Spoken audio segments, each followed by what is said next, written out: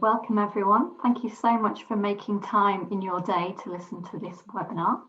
This webinar is the second a follow-up webinar from one that was very successful in July, where the expert panel discussed the question, is business analysis still relevant? The conclusion from that webinar was that there were still some tough questions for this community to ask and answer. So today we're going to discuss the question, do BAs add value? We're going to have about 30 minutes of discussion with the panel and then around 15 minutes to answer your questions. So please do be thinking and asking your questions via the Q&A function. I'm going to very briefly introduce the panel. I'm Christina Lovelock. We also have Debra Paul, who's Managing Director of Assist KD, Linda Parker, a successful BA with over 30 years experience and last year's BA Europe BA of the Year, and David Beckham, who is living legend and keynote speaker on all topics change and business analysis.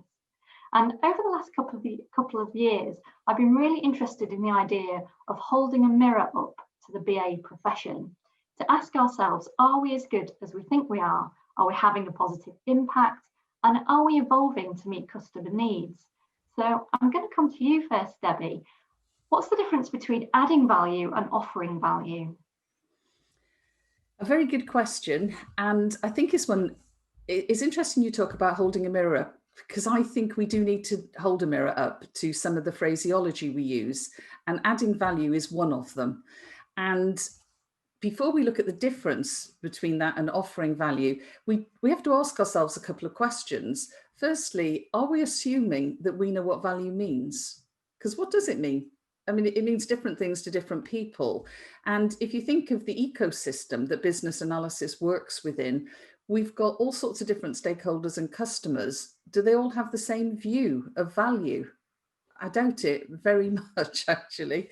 So if we ask that question, we then have to ask the question, what does add value mean? Does that mean that if we're not sure about the value concept, but automatically we get to add value? And I think this is a phrase that we need to really hold up and really examine, because it's used so often. If we look at the phrase offer value, what we're trying to say with that is that we have an offering. Yeah, we have an understanding of something that might be beneficial as an outcome for somebody or a particular group. And I think it's a more thoughtful way of putting it. And in a way, if we're analysts, we've got to analyze these things. We've got to not say things that we can't really quantify or explain and are based on assumptions. And if we're talking about offering value, I think it pushes us in that direction. David, do you want to come in on that?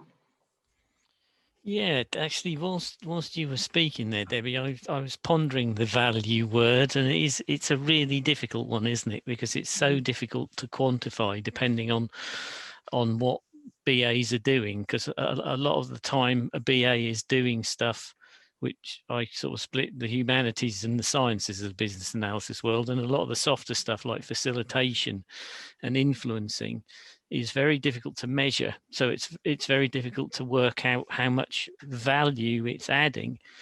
And as you were talking there, I was trying to think of another word, and I wonder if it's clarity. Maybe is it we add and offer clarity? You know, we go into a project or an assignment where things are very confused and murky and everyone's had a great idea and are running around like friendly puppies, and we come in and we help the customer get clarity, and that the value of that might be that they realize they don't need to actually have this project, or it might be that they need to do something else with it. And yeah, so I was just one of those moments that I have every so often where I just wondered, you know, is it clarity we're talking about? Is clarity easier to measure, to give us a yardstick of value?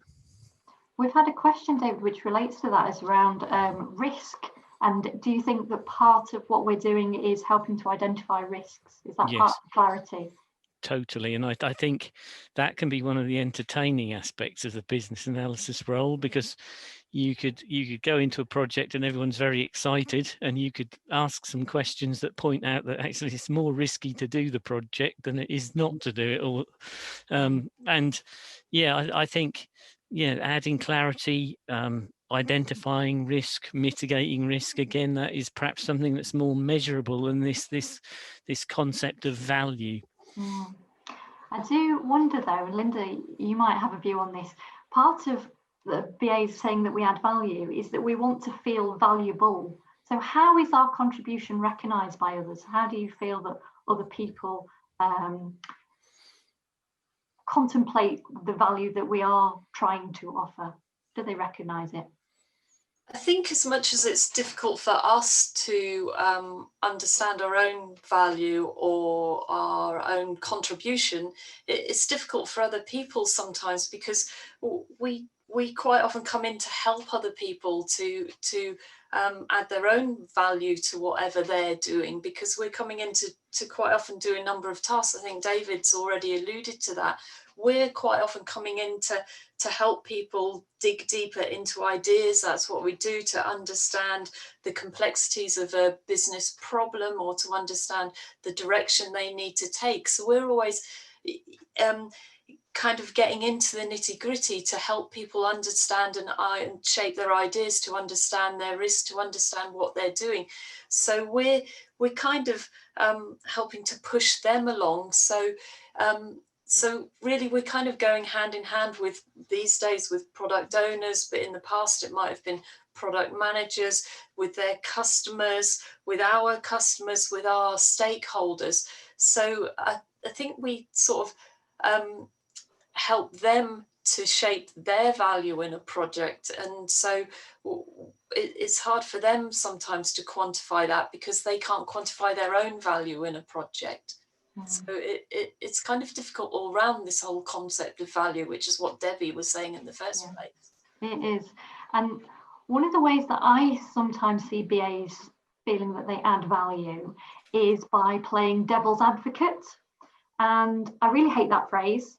And I think it can be quite negative. So what are your thoughts on BAs as devil's advocate? Is that valuable to anybody? I think it absolutely is, because BAs are good at being that sounding board because of our ability to build rapport and to be calm. Getting in there and being across the table from someone, sort of metaphorically, sometimes physically, and just being that sounding board for someone, and just asking the killer question and asking them, and just to what their views are, and challenging all the time is a good place to be, because you're getting people to ask questions of themselves or of their ideas. We're all the same, we're all human beings, and we don't like to sort of self-criticize. So if you've got a friendly BA who's prepared to do that for you, then that's a good challenging point. And you know, coming back to sort of the expectations that are placed on BAs, there's a lot of expectations from all sorts of different areas, with their stakeholders, their team members, their customers. So BAs can quite often be caught between a rock and a hard place, to use a phrase. And I think they like being there, and they're best placed to be there because of the kind of, I know you don't like this term, Christina, but because of the softer, more natural skills that they have, it helps them to kind of generate those ideas for other people, and to be that adversary who helps them to fulfill their own value and their own sort of needs. So it's a good positive arena for BAs to be in. I think, so you've used the word positive there, Linda, but I feel that both devil's advocate, and we've had another suggestion in the Q&A, that the term critical friend is valuable. David, what do you think about these terms like devil's advocate and critical friend? Are they helpful? I think it's interesting how we use language as BAs, and I think we always get saddled with the slightly negative sounding language. You know, devil's advocate is an interesting term. It's a very useful term, but it could be construed as negative. A critical friend. I was once told by a test manager, "You're a real cynic, aren't you?" And I said, "No, I'm not a cynic. I just ask questions to find out what would happen if this was to go wrong. How many ways this could go wrong." Technically, I pointed out to him, that's your job, Mr. Test Manager, to ask the questions as to why it might fail. But I think we don't do ourselves perhaps as much service as we could do with the language we use. I mean, for years when I was an up-and-coming BA, I'd say, "I just got a stupid question." And somebody said to me after about a decade, "Dave, if you continue to do that, people will think your questions are stupid." So I now say things like, "Can I just get some clarity on that? Or can I just explore that a bit further?" Because I think a lot of the time when we initiate discussions as BAs, we get ourselves off on the wrong foot by saying, "Oh, I've just got a stupid question," or "This might be me being daft." You're not, you're doing your job. You know, if I say that, sometimes I introduce myself by saying, "I get paid to ask stupid questions and I'm very good at it." You know, because I think we have to be from the word go, we have to be in that positive, inclusive space. So Debbie, in the Q&A, someone suggested that we perhaps add value through mediation. Do you think that's a more positive spin on it? I still would question the phrase add value. I just think it has so many assumptions embedded in it that I really would question it. And it comes back to something Dave said, and I think we've all alluded to. We have to be careful how we use words. We have to be careful which words that we actually use. But it's interesting, actually it was on a webinar a few weeks ago, I was asked what the BA superpower was. Okay. And I thought this was just such a fantastic question. Not sure about the answer, which I'll float past you now, but the question was brilliant. And when I thought about it, I think the BA superpower is that we can take an abstract, high-level view that focuses on outcomes, whilst also being able to dig into the detail. And there's not many disciplines that I think have both of those angles on what they do. And so I think mediator is certainly part of it, but I also think the ability to say, okay, so what are we trying to achieve here? Have you considered other possibilities? You know, one of the things that I think a BA really can bring as a contribution is the ability to offer ideas for other options and to open up the discussion. And I'm very keen as well on looking at things in quite a positive way. I think I'm one of those people that just does. So I also believe that we're there to help people maybe analyze and learn. And one of the techniques that I just don't see being used enough at the moment is scenario analysis. Anybody else been screaming at the television for the last few months? Has anybody looked at the scenarios here? Because I am. And I just, yes, I just think that we've got this toolkit of ways of looking at the world that really then opens up thinking, opens up ideas. And that's a huge contribution. Now, it's not value, because if people say, "Go away, we don't want to listen to all your fancy ideas and your focus on outcomes," there's zero value there at all, you know. And it may be that we have stakeholders who do that, who actually say, "I don't want to hear what you're saying." But I think the potential contribution around some of these things is huge, but we have to be professional to bring that superpower to bear. Thanks, Debbie. Somebody's submitted a kind of question, which is around, is there a danger of BAs becoming invisible if our value isn't recognised? So if you maybe want to start this off, Debbie, and then we'll go to David. What if we become invisible? Okay, I think that's such a good point, but I think this is why we have to clarify this value question. That is exactly it. Because if we keep just using words about adding value, and then different people assess value in different ways, what I call their value expectations, then we're still running the same risk. So the question is, how do we understand what we offer? And I mean, some of the ideas that you know, yourself and Linda and David have put forward are exactly in that vein. Understand what we offer and be the best we can to make sure we do offer it.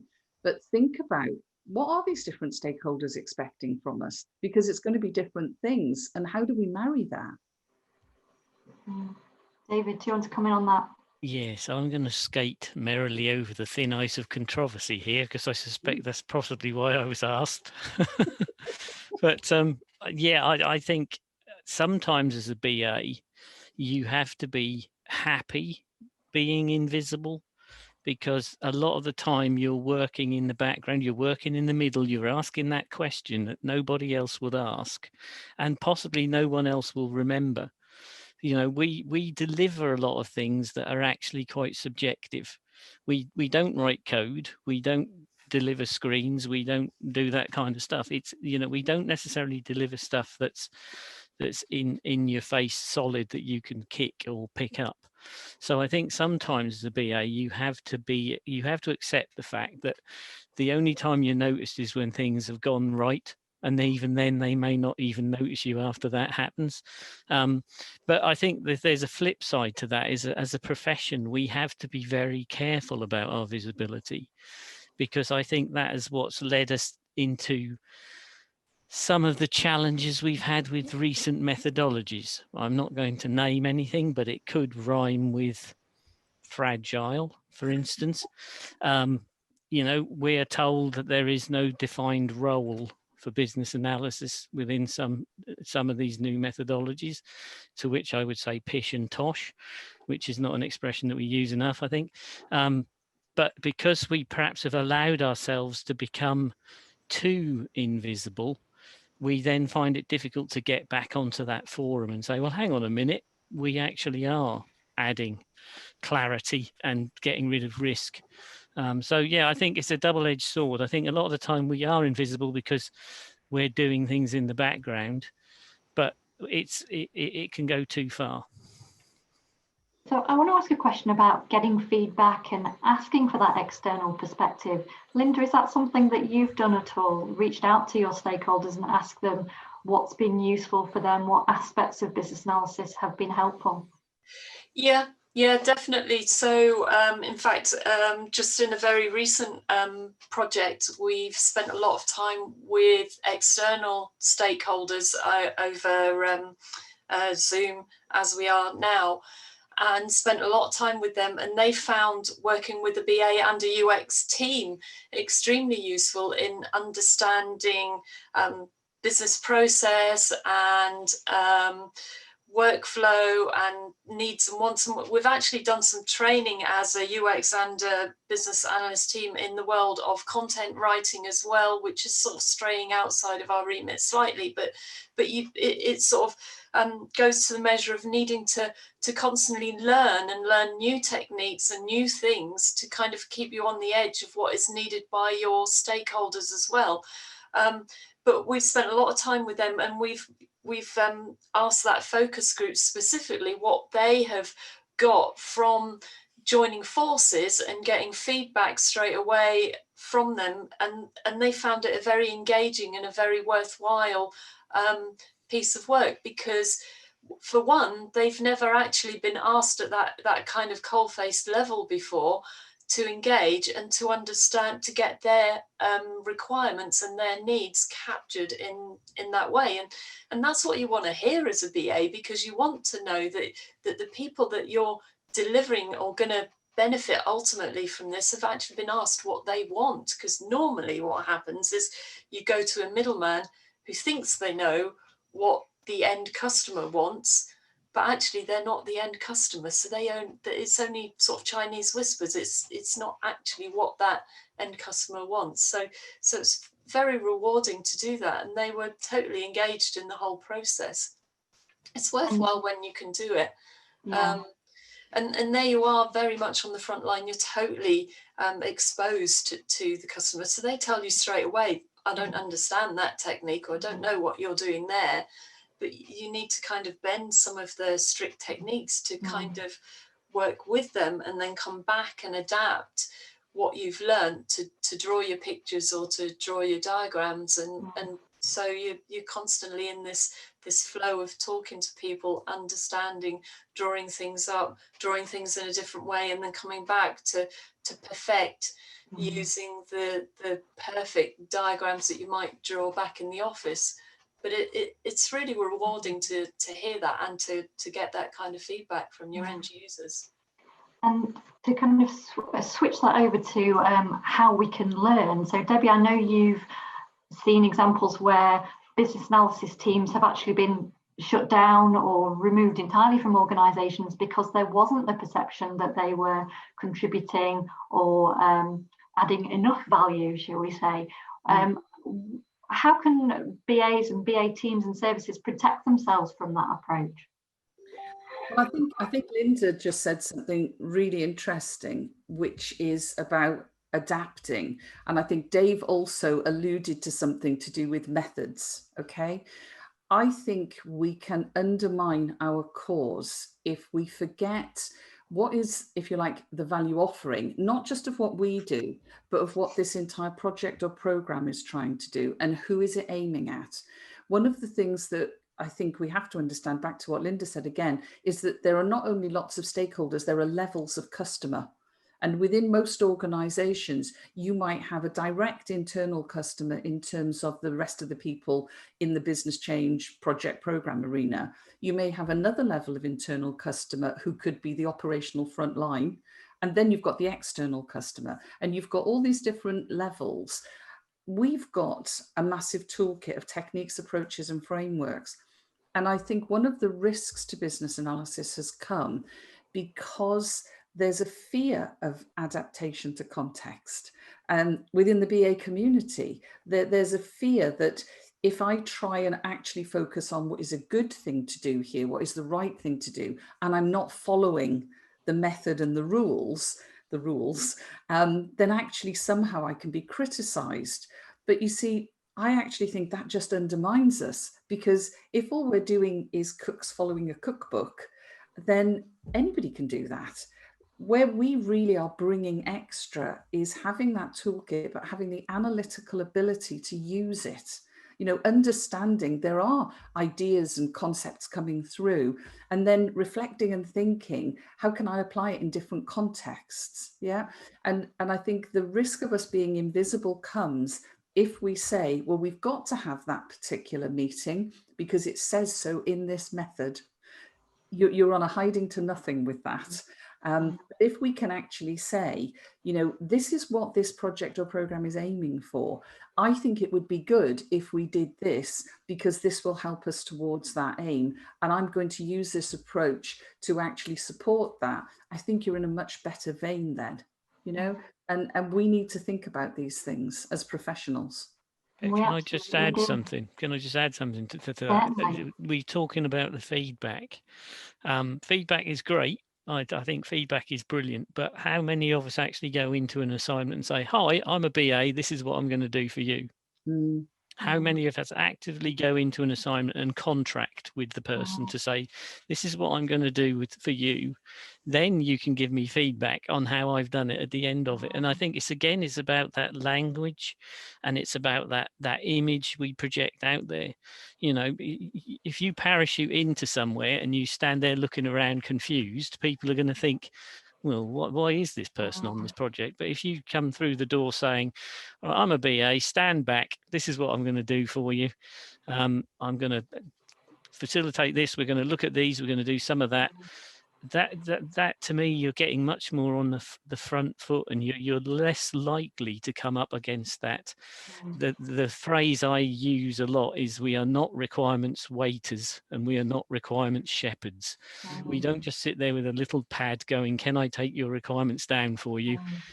We are actually much more in your face than that, I think, or we should be, because if we're professional, that's what we should be doing. So let me pick up on a question that was in the chat that relates to that. Sorry, Linda, which says, if you're struggling to get time with the right people, do you have any techniques or advice or how we might do that? How do you get in front of the right people to make your pitch? Is that aimed at me or? Well, whoever would like to offer advice. Well, my start of a 10 would be, I'm not going to do anything until I can see these people. We can't progress until we have these conversations. You're paying the budget, stakeholder. How do you want to proceed? That might be a bit perhaps edgy, but you know, that tends to get people's attention. I mean, if you had a builder in doing some building work and you didn't tell him what you wanted done and he sat there charging you for 3 months work, you'd go, hang on a minute. But it doesn't seem to apply sometimes in the project world with business analysis. It's like, oh, we haven't got anyone to talk to. You just do what you can. I can't do anything. You sort that out, you know. Sorry, I'm getting a bit agitated there. Okay. Linda, the other thing is, if it's a group of people that you need to talk to and you can't get to them, maybe see if there's a substitute group that will suffice. So probably an example of this is our external customers that are part of they're sort of citizens that fall into they're landlords basically, but it's a big job to go and recruit a whole load of landlords. But within our organisation, we have people who work for us who are also landlords. So rather than going to the citizens, we actually reached out to landlords that are internal to our organisation. So they're not quite as good as those external ones, but we reached out to our organisation-based ones. So you might not, you can try and find some substitutes, is what I'm trying to say. So, you know, there are usually ways around to reach the, not maybe the exact ones you wanted, but a replacement. So rather than struggling with no one, try and find someone that will fill that gap. And related to that, Debbie, there's the comment that BAs are often brought in late in the day, and we've actually got a lot to offer by early engagement. What advice do you have for people who want to try and get a seat at the table earlier in the life cycle? Well, it's interesting because we've talked so much on this webinar about how BAs can bring clarity, they can identify risks, ideas, options, open things up, all that sort of stuff. And actually, if you're brought in and told, right, you're here to write down the requirements, then actually you're in a completely different vein there. In my experience, the only way to get towards that situation of coming in earlier is by constantly demonstrating that you have a lot to offer.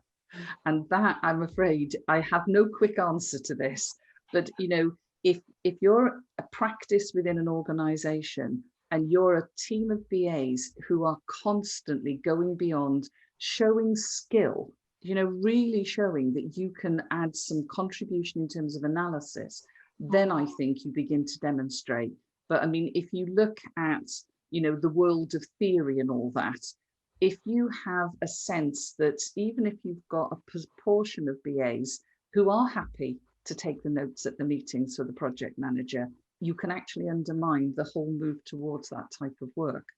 But one of the things you and I have talked about, Christina, is this idea of a service portfolio for BAs, yeah? And a lot of practices are now starting to look at this idea, because really you need the people leading the BA world, the BA community within an organization, to be setting the stall out a bit clearer as well. And sometimes the stall that's set out is they write requirements documents, or they work within a development team in some way that we're not sure how to define. Well, that's not going to get us anywhere. So we do need the leaders, the BA practice leads, to actually be setting our stall out in terms of, here is a service we offer, and this is the value proposition. This is the contribution that we can make in this situation. And they need to have a comms strategy to make sure they get that out to those internal stakeholders. That's really what needs to happen. And I just want to build on that, Debbie, from another question from the audience, is that collaboration is a commonly used word that's actually very difficult to achieve. Does anyone want to come in on how BAs can offer something positive to our organisations through collaboration and encouraging collaboration? Can I say something on that? Of course. I think the first thing you do is look at yourself. I've met a lot of people who talk collaboration and really like to work on their own. And if you are one of those people, think about it, recognize it, and work out how you can change. Because actually there's nothing worse than people saying we're here to collaborate and they actually are a lone wolf. And there's an awful lot of BAs that I find actually who really like to work on their own. And you know, the first place we have to start with is looking at ourselves, because again, we're back to using words and not living words, aren't we? But I really think that if you are collaborative, you're inclusive, and you engage people in conversations and you listen to what they say. And I think also sometimes you listen to what they say and we'll listen to what they don't say. Okay. And collaboration requires a lot of skills like that, but you have to start by being prepared to be inclusive and actually engage with other people's ideas. David, what's your thoughts on collaboration and our role that we can play there? Yeah, it's another interesting word, isn't it? Because if you look at it in a wartime context, that was a word for people who worked with the enemy. So I mean, it kind of depends on your context, I suppose. But I do think it is a good word. I think it's even more important now than it was 12 months ago, because we're all working. This is our collaborative medium at the moment, a small rectangle in the middle of a laptop monitor. And I just think if there's any role in IT that should be in the middle of this new working regime and the way we work and building teams and building morale and making the job fun again, it's a business analyst. And I rattled on at length about this in my speech at the BA 2020, so I'm not going to rehash that. But I do think this is a moment in time where the BA profession has an opportunity to reinvent itself in the middle of this virtual environment that we're now working on, because we have the skills. It's like Debbie said, you know, about what did they say, what did they not say. It's that Japanese art principle about the space is just as important as the picture, you know. So we have the skills to do that. You know, we can do process models, we can do data diagrams, but so can most other people if they're trained. I believe most BAs naturally gravitate towards the role because of the people they are. And we are the sort of people who are curious. We like listening, we like understanding, and we have the skill sets to build this new culture, to build this new etiquette of virtual working. And I just think we're at this point, we're on a stepping off point of opportunity for the practice. Whether we take it or not, I don't know, but it needs a bit of courage and a bit of imagination. But certainly we are at the hub, I think, of everything that goes on in a project if we're doing our jobs correctly. I think the words you use there, David, courage and imagination, I think they're so important for the current situation that we're in. So looking to the future a little bit then, is there any aspects of business analysis that we can now start to leave behind that aren't serving us anymore as a community? Ooh. Who wants to start on that one? Go, Dave. Well, again, I'm going to dance out onto the ice of controversy and say maybe we should stop focusing so much on requirements and talk about change. You know, we work in change and transformation. We are helping businesses change. We are helping businesses transform. And I think the requirements are a vital part of that. And we all have to be good at that aspect of the job, because that is the crux of what we do. But I just think sometimes if we put ourselves too much in that requirements box, which implies a project, which implies a project manager, which is always amusing when the first time they want to find out if they need a project, they always put project managers on it. Ugh, what's all that about? But, you know, if we limit ourselves to that kind of area, we lose the ability to go into transformational change, or even, you know, Tuckman's team development model. You know, that's a people model. That's where BA can come in and say, this is okay, guys, to be arguing at this point.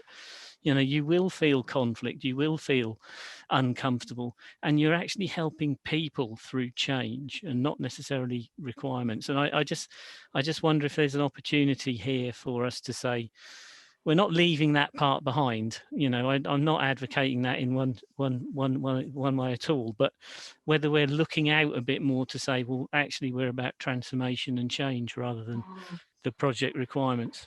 that would be my slightly optimistic and fantastical view. That sounds amazing. So to pick up on that point about being outward looking, Debbie, is there anything you think we should be learning from any other disciplines or anywhere else that we should be bringing into core business analysis? Yeah, I mean, I think, and this sort of comes back to something I was talking about before, I think we should be looking at disciplines maybe outside the IT and change arena. One of the things, you know, this looking in the gaps thing, I'm very, very keen on qualitative analysis. And what that means is not just looking at what is said exactly, but thinking about what's underlying it. You know, what are the sort of messages, not just in the gaps, but in the language that's being used here from stakeholders? Because one of the things we always knew in analysis, for ever since I can remember, is that a big problem is if you say to a group, what are your requirements?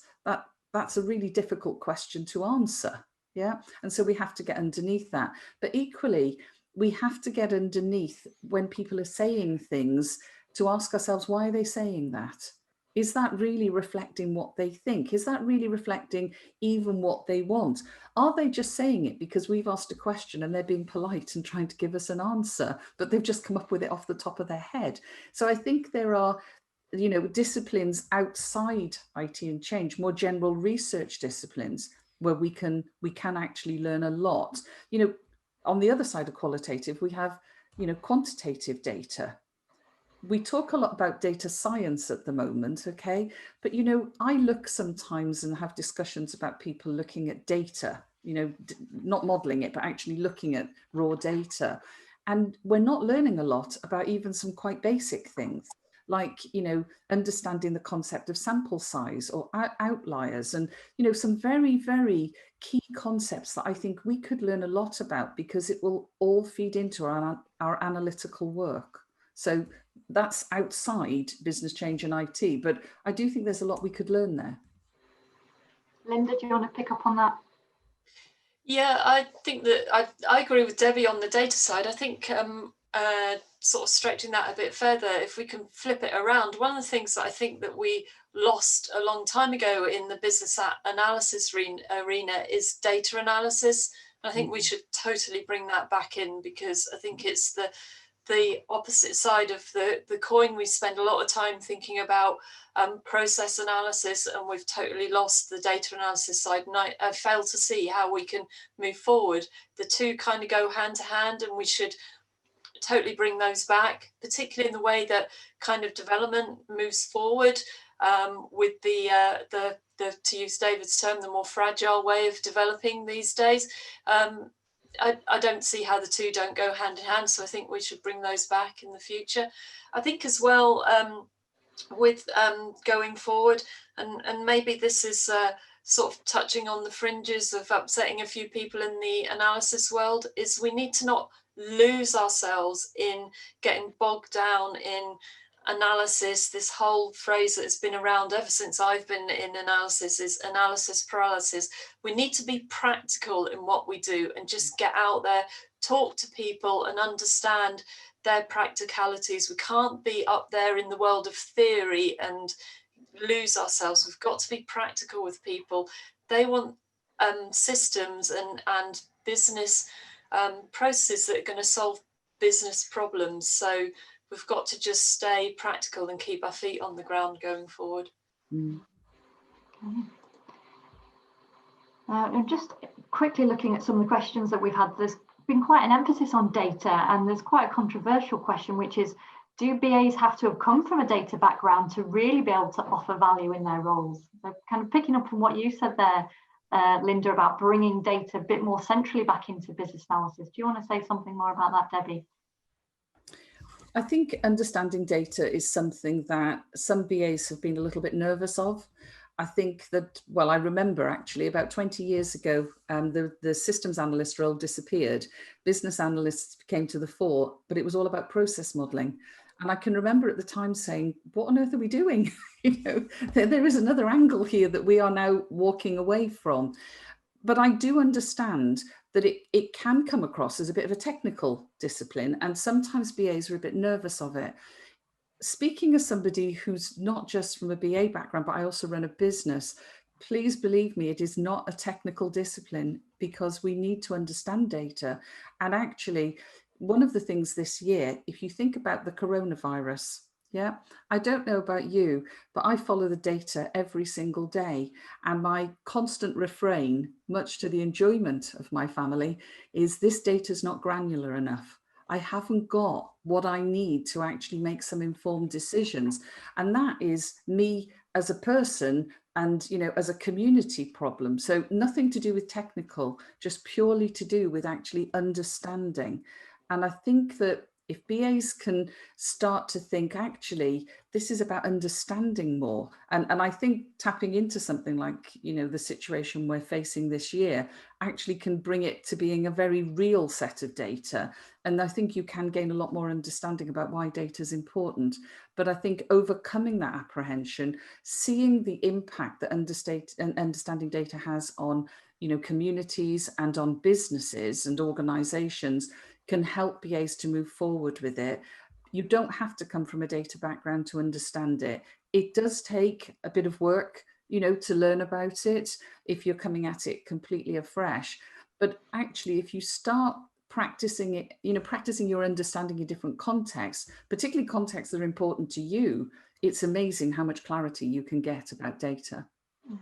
I think it comes back to the point that you made, David, around having courage. And I think that this is about business analysis expanding our scope and being comfortable in arenas that we haven't been in over the last few years.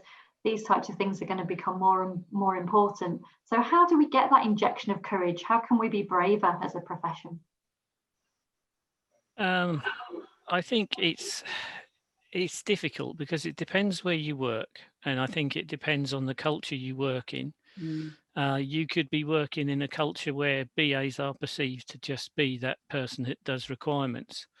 I guess I've always had a little bit of an ornery streak in me. I was famously quoted, or I famously told one of my people managers or career managers that I won't seek permission, and it's highly unlikely I'll seek forgiveness afterwards either. When I first met him, and I guess that's kind of perhaps my mindset, and it's not necessarily for everyone. You always have to be aware that you exist within a culture. And a corporate culture, and if you completely put yourself outside of that, you are putting yourself in harm's way potentially. So you have to be aware of that. But I guess I go into it with the kind of attitude of, well, what's the worst thing that can happen if I try this? You know, I'm going to look a bit of a fool. Okay, is the universe going to end? Probably not. You know, I mean, sort of coming back to the data modeling, you know, Debbie made the point that it used to be considered a dark art. You know, when it was introduced to us in my previous community, it was like, oh no, that's IT. Well, it's not. If you can do a data model, you understand exactly what the customer does, and it's fundamental to how you then proceed. And that in itself can enlighten the customer to what they do as well, because they may not fully understand their data. I mean, we all know that 76% of data is incorrect.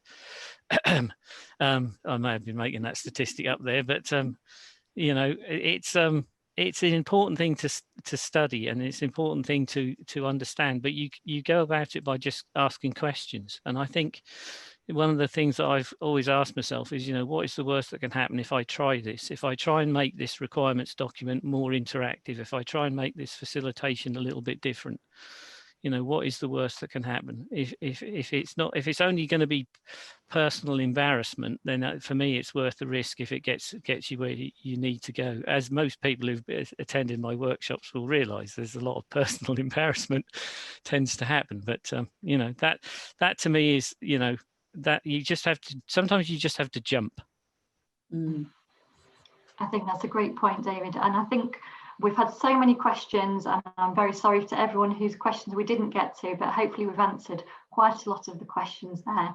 The point that we're kind of ending on around having courage both personally and to be able to move our profession forward, I think is so important.